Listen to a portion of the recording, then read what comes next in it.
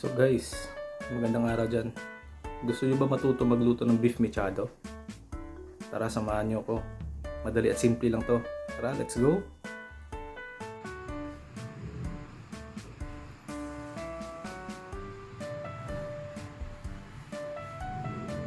Nagpainitan tayo ng mantika guys, tapos atin nang isir yung ating karne ng baka dito.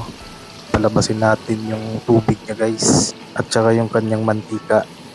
Marinated na tong karne natin guys sa toyo tsaka kalamansi.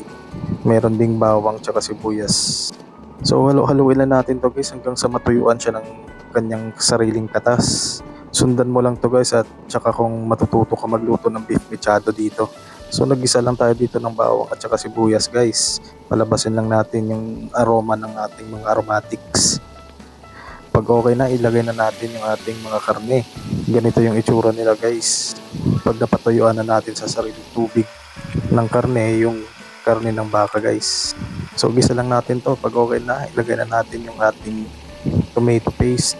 Isama natin to sa paggisa guys lagi para hindi mangasim yung ating niluluto, para maluto din yung ating tomato paste.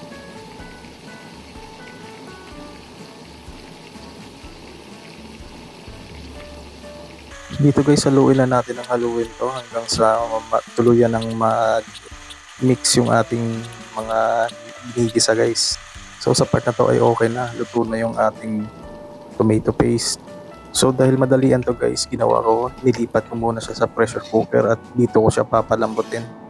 Nilagay ko na rin dito guys yung kanyang marinated stock, at saka nilagyan ko na rin ito guys ng tubig, yung sakto lang para hindi naman sumobra sa ating pagpapakulo sa pressure cooker. So dito guys, sinarhan na natin yung pressure cooker natin at nilagyan na natin ng safety valve nya. Dito guys, okay na, hinango ko na yung karne dito guys at nilagay ko na dun sa pinagisahan ng ating karne kanina. So konting kembot na lang to at luto na to guys. So nilagay ko na yung mga carrots at patatas, pati bell pepper. Naglagay na rin tayo guys ng liver spread at hinalo-halo lang muna natin to. So malapit na to guys, pag lumambot na yung mga gulay natin ay luto na yan. Nung okay na guys, ay tinimplahan ko to ng vetchin guys, tapos nilagyan ko na rin ng paminta at nilagyan ko na rin ng konting asin to guys. So sa part na to, ikaw na bahala kung gaano yung lasa ng luto mo. So nilagyan ko to ng konting sili guys para medyo maanghang. At saka ito yung sekreto dyan, pickles guys. So nilagyan ko yan. Inubos ko na yung isang plastic ng pickles dito guys. Sundin mo lang tong luto na to guys, tsaka kung matututo ka dito. So ate lang tong pakuluan guys. Tinakpan ko muna para mabilis lumambot yung mga gulay natin. So dito na part guys is okay na to. So kung nakaabot ka sa part na to guys, paki-comment naman kung taga-saan ka para malaman ko kung saan nakaabot yung video na to. Maraming salamat sa panonood ng mga videos ko guys. Ingat kayo palagi. Bye bye!